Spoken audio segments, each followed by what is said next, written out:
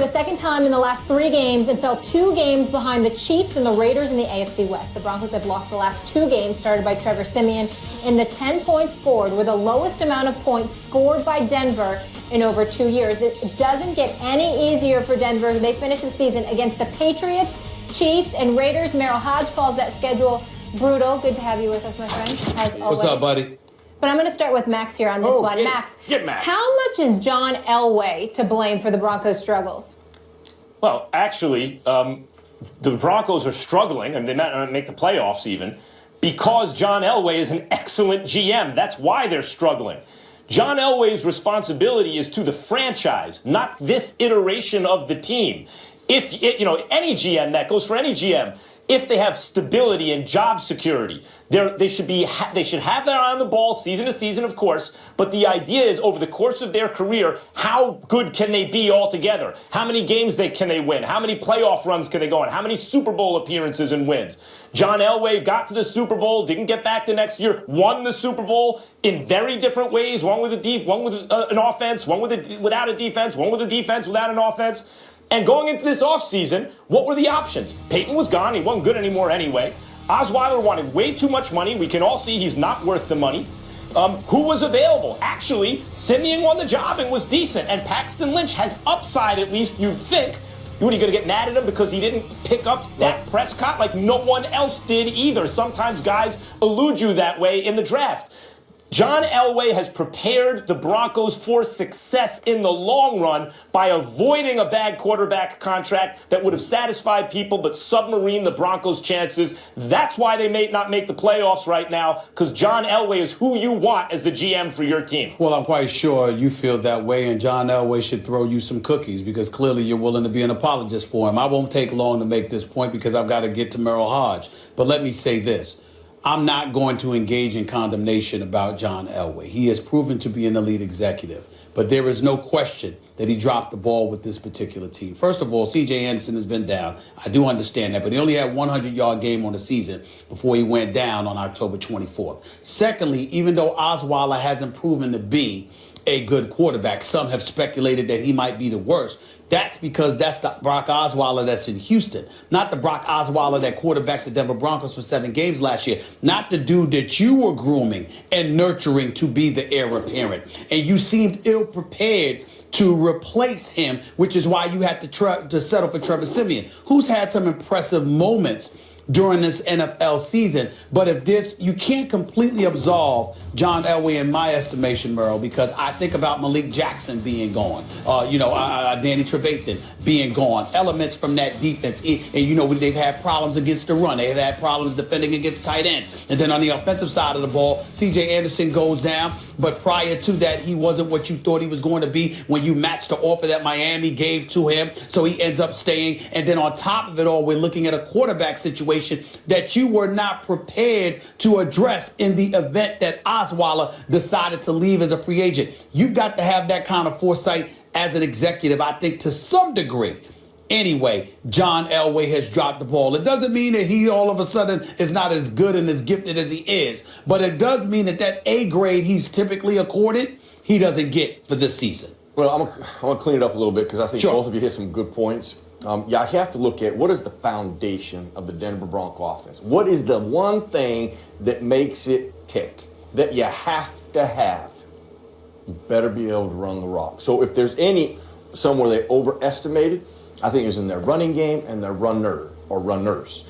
They weren't that good getting into the last stretch of the season. They just had moments. Yep. Which actually speaks to Peyton Manning's brilliance. I'm going to tell you this.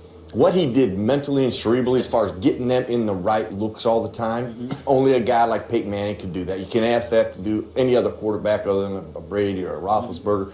Now, let's go back to the quarterback scenario. I think that he nailed that. And here's why. In the Pittsburgh game, when Denver lost, in the second half of that, Osweiler, last year, got it. Osweiler started to get exposed. When you started to move him around a little bit, you got a little bit of pressure on him, he was not the same. He started to tear off right about then.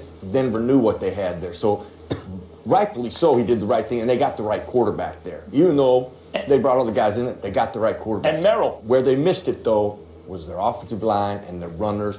And that's the thing that makes it. That's the hinge. If that hinge doesn't work, I'm telling you, you can't run their offense. And I want to address the quarterback for a second because Elway had a great comment in the offseason. When they were negotiating with Osweiler, he said, look, I don't know why there's not a middle class of quarterback. Not everyone's either a scrub who you don't pay at all or a franchise player who gets, tens of millions of dollars a year. Why can't there be a middle class? That was a strong message to Osweiler. Look, you're maybe our best option. We'll give you some money, but you ain't a franchise guy. Meaning, like, if you have Osweiler, you're still looking. And that was the right approach to take. And someone else was willing to pay him like a franchise quarterback. That's their problem. The only thing, Merle, I'd like to add is this. I'm not disputing anything about Brock Osweiler. I'm not impressed with him. But let's understand that sometimes you have system players. Guys that excel in particular environments, in particular systems. I think as bad, as questionable as Brock Osweiler has looked this year, I don't think he looks that way in Denver. He might not be the answer. You're probably absolutely right. Who am I to debate you on that? But the flip side to it is that I do believe that he would be better than we've seen him in Houston. And something could be said about that. I disagree. I think you'd see the exact same guy you're seeing in Houston. Really? And he would not. Simeon has played much better than Osweiler would have played in that circumstance. Okay. All right. Where they missed it, offensive line. I'm saying better than what you're seeing. I'm not saying better than Trevor. I'm saying better than what I'm seeing from him in Houston. I think you see that in Denver. Wow. Okay. You started to see it. Right. It just wasn't enough sample, but it wasn't a ton. It was just enough to go, whoa, we got problems here. Broncos currently are the 6th seed. We will see more of you later with Trey and the crew covering a little NFL. We got a good one today. I wish we had some time with that. That's funny. Didn't I tell you? I told you Jerry Jones would have let me down. I told you he would open his mouth and do something to mess this up. I told y'all. I told y'all. It's all just football. Everything football to me, you know what I'm saying? So it was a run play, and me and Chris was looking at one another in the face, and I cut blocked. It's not like he didn't see me; he was looking right at me. So it is what it is. They got upset with it, but if they watch film and they watch me play, they know that's what I do. That's if they watch film, though. Totally clean play by you. It wasn't a dirty play. It was a dirty play by a sorry player. He don't do nothing. He come to the game, don't catch no passes. He come to the game to chop guys from the back. And he got the same agent as me. So when I see his in Atlanta, I'm going to beat his. So that's how you really feel. Stephen A., you think it was a dirty hit? It absolutely was a dirty hit. I don't care what anybody says. I don't give a damn what the rule book says or anything like that. Aqib Talib is absolutely right in terms of it calling a dirty play. And here's why I would say that to Harry Douglas. I don't know Harry Douglas personally. He's been in the NFL for about 7 or 8 years. He's on his grind. He went to college at Louisville. You're 32 years old. You're a grown man. Don't talk to me about rules and what rules allow. You sit up there and you got a cornerback, a contemporary within the National Football League. Y'all are away from the play and you literally dive at his knee. That is not something that you do. I don't give a damn what the rule book says. You know, as a human being, there's certain things that you don't do if you don't have to do it. You weren't in a tussle. You weren't in a melee. You weren't in a pile, a scrum. It was just you and him. He's away from the play. He's not anticipating anything, and you dove right at his right knee. That is a dirty play. It is unethical. And as far as I'm concerned, I want to see what the National Football League max is going to do, because I think that Harry Douglas should be suspended immediately for at least a game, and he should have himself docked a game's pay. Not to just mention that, it's also important that the NFL does that, because the NFL would certainly not hesitate to fine somebody or suspend somebody if something like that harmed the players according to what they're concerned about. If they're protecting themselves about potential lawsuits with concussions and beyond, look at what they've turned the game into. Look at what they have folks watching out for. They're encouraging individuals to be hit low because you want to avoid high hits at all times. So if you really, really care about player safety, don't just come to me with the head shots. Come to me addressing cheap shots like that, because it was a cheap shot. The only last thing I'd like to say is, Aqib Talib, be cool. Because even though you're right, the fact of the matter is you don't need to be threatening to beat as you know what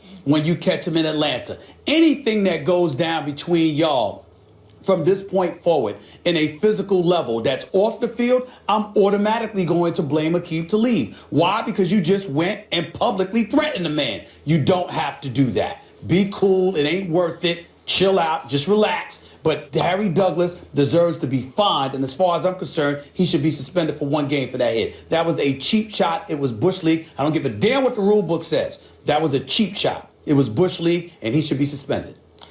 Well, we agree that it was dirty for those reasons. It was malicious, and it was unnecessary. It was gratuitous. It was superfluous. So we agree that it's dirty, but it's not illegal. You can't fine him. You can't suspend him.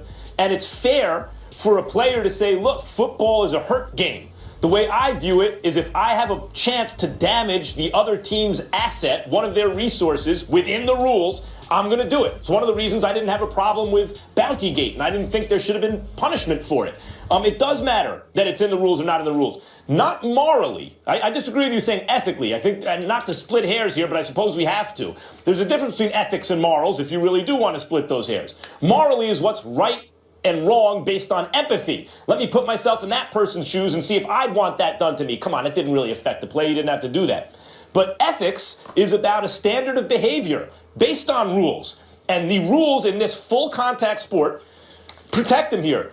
Chris Harris was pursuing a runner, was running away from his own goal line, was not being blocked by anyone else, so it was a legal block by the rule book. And I don't see how you can fine or suspend a player for a legal block. Now, we agree it was messed up. I mean, it wasn't a chop block by definition, but it was messed up because he meant to injure. But you know, again, that could, so therefore it was mean-spirited, it was malicious. But one can approach the game of football from the point of view that you can play it with malice, that you can look to injure the other player if it's within the rules, that gives you an advantage. After all, when you're going now you and I both agree, you're trying to mess with a guy's career, that's messed up. But you know, Lawrence Taylor used to put that shoulder down and crack the guy in the small to back the quarterback. What do you think was on his mind? Probably severing the guy's back from the rest of his body. That's the nature of the game. If it's within the rules, maybe messed up, but it's actually not unethical by definition, and I don't see how you fine or suspend him. Well, I'll tell you how. I'll help you see it. When a quarterback gets hit low, that play is supposed to be definitively wrong, and you get fined or you get suspended or whatever the case may be. But on several occasions, we've noticed instances where intent comes into the equation. Now, obviously, it's very subjective, it's very arbitrary, and we understand that. But someone's intent matters no matter the malice that comes associated with a particular sport, Max. So what I'm saying is this. Again, if you were in a scrum and that's what you decided to do, that's what comes with the territory because you're Chris Harris Jr. You got to watch yourself. You're in the middle of that. You are away from the play. Y'all are jogging at that very slow place. So what I know you agree that it was messed up, but what I'm saying is that elevates the intent portion of this conversation. Well, what I'm saying because is when we look at a Harry Douglas, and we could see so easily that because he was away from the play, his intent was of malice, and the NFL says that they care about player safety. You can adjust and modify your rules to some degree in a particular instance to say, excuse me, we know that's the rule, but you were clearly dirty in that one. You're going to pay a price for that. I think they can do that. The defense could be, yes, I'm trying to hurt him. This is football, and I'm allowed to try to hurt someone within the rules. And that's the point. But they could subjectively decide that your malice intent is of such a nature that we need to address it so we can discourage other individuals from following suit and doing the same thing. Not retroactively. They can do that. That's not fair. They can. It's not fair to do it retroactively. Well, it wasn't fair to do what he did, but he did it. Suggesting so the NFL should legislate that in a full contact sport, even if you do something, they already do. Within the confines of the rules, if we determine, are we now living in a world where in the NFL it's not okay to try to hurt your opponent? Well, yeah. Well, Max, you trying to tell me you sit up here and you haven't questioned some of the rulings on the part of the NFL, considering the violent sport? You haven't questioned anything? Yes, but that's from a misapplication of the rules, or my belief that a rule should be changed, not retroactively punishing a guy for playing within the rules. Max, hold that thought. Let's get a former player. We got Ryan Clark in the house here. Your thoughts on this? Well, everybody's right. It's within the rules, right? So legally, you can do that. I've been in competition committee meetings probably the last 3 or 4 years, and this has come up. And it's something I've tried to get out of football. We remember back to... First, let me ask you, was it dirty? Yeah. Okay.